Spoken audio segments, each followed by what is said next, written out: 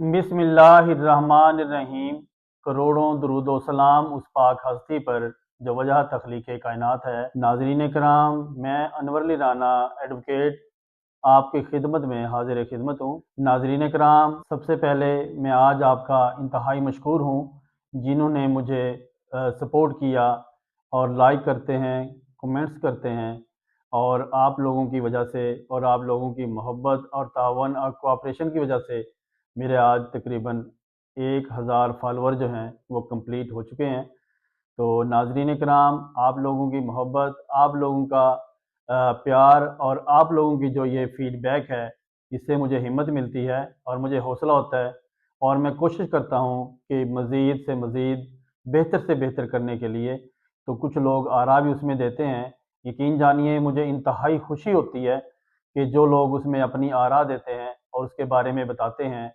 कुछ स्टूडेंट्स ने मुझे कहा, कुछ आम पब्लिक में से लोगों ने जो है मुझे कहा कि आप इस तरीके से इसको जो है इसकी बेटरमेंट के लिए या इसकी बेहतरी के लिए या इसे इम्प्रूव करने के लिए तो ऐसा कीजिए। तो नाजरीन, मैं कोशिश करता हूँ कि उसको जो है उन आरा का और उस फीडबैक का जो है मैं एहतराम करूँ, और मैं उसे इंतहाई खुशी के साथ और उसे इंशाल्लाह मैं दुरुस्त करने की कोशिश करूँगा। तो आइए नाजरीन, हम अपने असल आज के ला पॉइंट और केस ला की तरफ आते हैं। तो नाजरीन, हमारा जो आज का मौजू है वो है रेवेन्यू रिकॉर्ड में तब्दीली। तो नाजरीन, आज जो है हम रेवेन्यू रिकॉर्ड के बारे में बात करेंगे। अक्सर व बेशतर ऐसा देखने में आता है, और रेवेन्यू रिकॉर्ड के अंदर जो रेवेन्यू ऑफिसरान हैं वो बहुत सारी गलतियां और बहुत सारी अमेंडमेंट्स और बहुत सारी चीज़ें जो है उसको रिकॉर्ड के अंदर वो तब्दीलियां कर देते हैं, और लोगों को, जो सादा लोग हैं, उनको उसके बारे में बताया जाता है कि जी वो ये चीज़ हो गई और इस मामला हो गया और इस वजह से ये हो गया।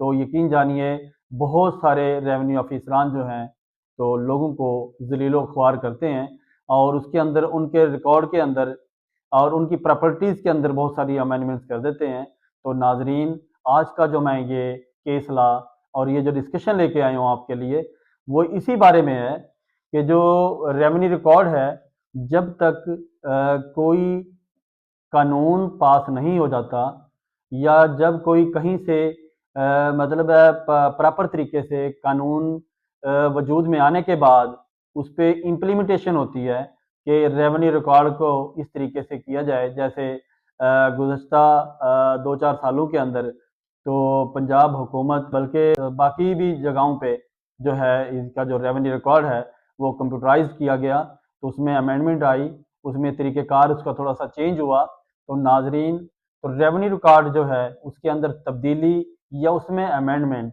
आम हालात में नहीं हो सकती, और ना ही कोई रेवेन्यू ऑफिसर के ये अख्तियार में है कि रेवेन्यू रिकॉर्ड के अंदर किसी किस्म की तब्दीली करे। हाँ, अगर पीछे से डायरेक्शन आई हो और कोई कानून में अमेंडमेंट्स आई हो तो उसके मुताबिक रेवेन्यू रिकॉर्ड के अंदर तब्दीली हो सकती है।